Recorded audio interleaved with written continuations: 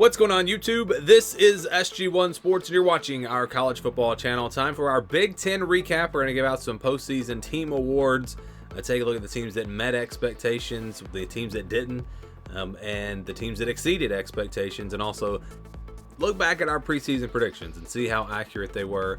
Compare those with Vegas and Athlon and our projections from back before last spring. So we'll do all that in this video. We start with the biggest surprises, and I think that's pretty clear here. Northwestern and Rutgers. Definitely Northwestern, a team that was not expected to win more than maybe 3 games, and they go out and go 7-5, finish second in the division. What a job they did. And Rutgers also a bit of a surprise, making it to a bowl game. This is a team that really wasn't expected to do a whole lot this year. There were some, though, looking back at comments from videos that I did last offseason, there were some of you that said, watch out for Rutgers. They're going to surprise this year. So I don't think they surprised everyone, but they definitely surprised a lot of people. Surprised me. I thought I thought Michigan State would be better. I thought Indiana might have been better. I thought Rutgers might finish at the bottom of the division. But no, they proved me wrong and wound up making it to a bowl game. They're a pretty good team. You look at the biggest disappointments, I think that's Wisconsin and Minnesota. It seems weird to put Wisconsin on here when they actually improved their record from the year before. But this is a team with the schedule they had. They had preseason, we thought this team had a real shot to get to 9 or 10 wins this year, and they finished just 7-5. I think their over-under was at 9. They added a lot of pieces in the transfer portal and just thought this was going to be a much, much better team. It just didn't pan out that way. Also, the fact that their division was so terrible, that also makes it even more of a disappointment. They lost to some bad teams in there. Minnesota, also a disappointment. This is a team that had become really consistently a 7 or 8 win team every year. This year they fell to get to 500. So disappointing year for both Wisconsin and Minnesota. How about the top offense? Ohio State, really the only team I could consider here. They're the only team in the Big Ten that was in the top 50 in total offense, and their offense was not near as good as it normally is. It just wasn't. And you can say, well, maybe the Big Ten defenses are just that good, or maybe the Big Ten defenses aren't as good as we think and the offenses are just bad. It's hard to say which way it is, but Ohio State definitely was the best offense out of a bunch of offenses that were, you had different styles. You could say, well, look at Michigan. They did what they wanted to. They ran the football. Maybe statistically they aren't as good as Ohio State, but I feel like Ohio State still was the better offense, a little bit more explosive, and I've got the Buckeyes there in that spot. Top defenses, we had a bunch to choose from. If you look at total defense, if you look at the stats, Penn State's number 1, Michigan's number 2, Ohio State's number 3, and Iowa's number 5. So all 4 of those defenses definitely deserve some recognition, but I'm going to go with the 2 that I think were the best. That's Michigan and Penn State. Both of them are really, really good. And again, defense was the story in the Big Ten this year. A lot of great defenses. Oregon, you could say maybe the offenses were just bad. It's hard to say, but I know that Michigan and Penn State both had really good defenses. Next up, we got the most improved team. That's Northwestern, no doubt about it. They go from not even winning a conference game last year to going 7-5 this year. Definitely the most improved team in the Big Ten. And how about the biggest drop? I got 2 of those teams for you, Purdue and Illinois. Purdue goes from winning the division last year to just 4-8 this year. Big drop for them. And then Illinois, a team that I thought maybe was the best team in the West last year, even though they didn't win the division, and they don't even make it to a bowl game. Rough year for them. So those 2 teams had the biggest drop, in my opinion, from where they were in 2022. Then we go to the most underrated team, and that's Nebraska. And you can say underrated. They were 5-7. No one's saying, this team obviously wasn't very good. But if you look at their season, they lost to Minnesota by 3 points. They lost to Michigan State by 3 points. They lost to Maryland by 3 points. They lost to Wisconsin in overtime. They lost to Iowa by 3 points. I mean, it was very close to being a much different season for Nebraska. You win those close games, and this team could have won the division. So I think they're a little bit underrated. They had a lot of injuries as well. A lot of injuries. Injuries really piled up for them. But I think that the Nebraska is going to be okay. I know this is a rough year, but I think the Huskers are in pretty good shape. We'll talk about that in just a second. Most overrated team, and that's Iowa. And, I hate to say that any team is overrated, but this team, I really don't think this is a top 25 team, despite the fact that they went 10-2, 10-3 if you count the Big Ten championship. Their offense is just so bad. I know the defense is really good, and the defense is legit, but the offense is so bad. You look at some of their wins. They had a lot of close wins. They beat Iowa State by 7. They beat Purdue by 6. They beat Northwestern by 3. They beat Illinois by 2. They beat Nebraska by 3. So it could have been a much different season for Iowa. They were able to win a really bad division, and it was a good season for them. Really good season for them. And again, this is a really good defense. This is a solid team, but maybe not as good as their record would suggest. Would you put Iowa up there with Ole Miss or Penn State? I don't think so. Actually, in fact, they got blown out by Penn State. So I think this team a little bit overrated, or maybe that's not the right word to use. Maybe we should just say not as good as their record would suggest. All right, how about the brightest future? I've got Nebraska and Wisconsin here on this list. Both teams have recruited well. Nebraska already using the transfer portal. I really believe in both of their head coaches. So for me, I think that these two teams have the brightest futures in the Big Ten out of the current teams. Now, you look at teams coming in, Washington and Oregon. This Big Ten is going to be really interesting, and you wonder, outside of Ohio State, Michigan, and Penn State, can any of the other teams climb towards the top of this conference? You got to assume that Washington, Oregon, and probably USC are going to be right in the mix with Ohio State, Michigan, and Penn State. That's 6 teams.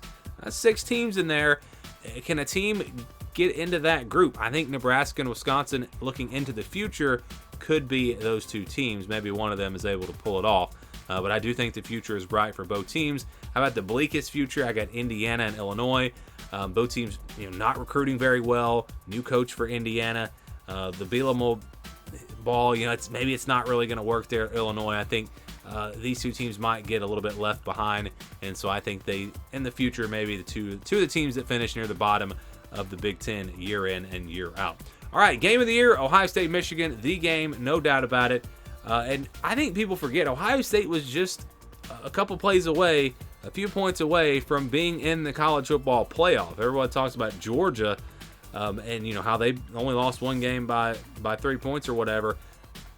Ohio State was not that far away from beating Michigan, and they probably would have beaten Iowa in the Big Ten Championship. So we were not that far away from seeing Ohio State in the college football playoff. But this game was just such a big game. It was a close game. It was a competitive game, and definitely, in my opinion, the game of the year.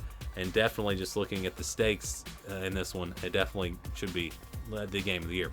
All right, how about teams that exceeded expectations? Rutgers, Iowa, Northwestern. Really already talked about these teams.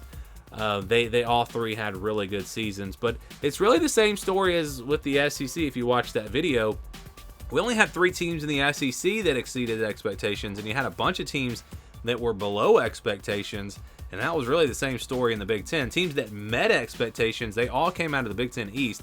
Indiana, Maryland did about what they were expected to do. Same thing with Ohio State, Michigan, and Penn State. Really, again, these teams all finished almost right where they were expected to finish. But teams that finished below expectations, and you see here, this is mostly the Big Ten West. This division just really struggled this year. Illinois, Purdue, Nebraska, Minnesota, and Wisconsin. And then you've also got Michigan State in there as well. They had a pretty rough year. So all of these teams finishing below expectations. So let's look at preseason predictions and see how they were. We'll start with the Big Ten East. Our projected record, which goes all the way back to before the spring. I just kind of base it off of how the teams were the year before and quickly look at, what they have coming back and then put that up against the schedule. You can see Michigan projected to go 11-1, Ohio State 10-2, Penn State right on the money 10-2, Maryland 7-5.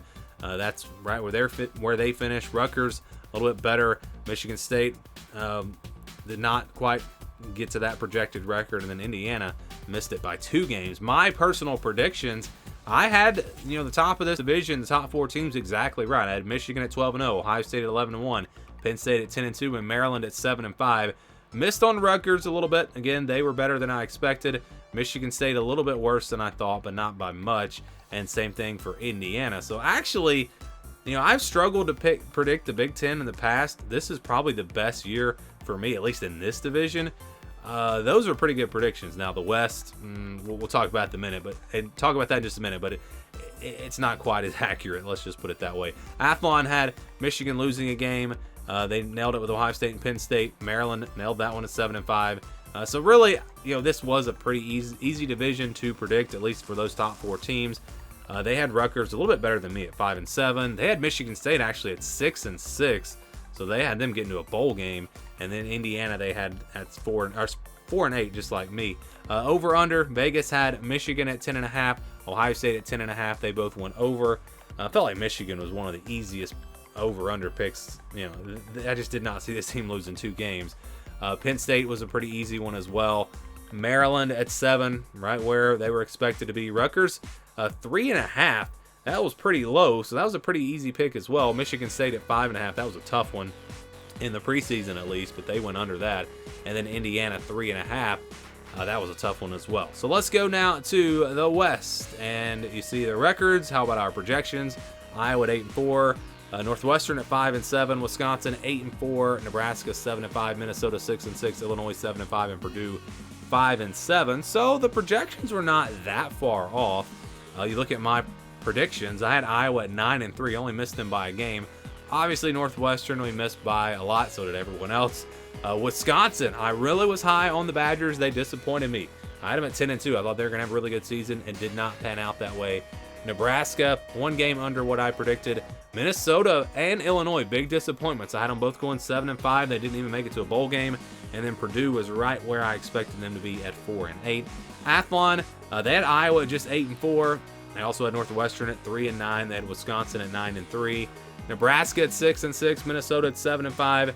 And Illinois at 6-6. Purdue at 5-7. So, I was a little bit closer on Iowa. I was closer on Purdue, but they did a little bit better on Wisconsin, and did a little bit better on Illinois.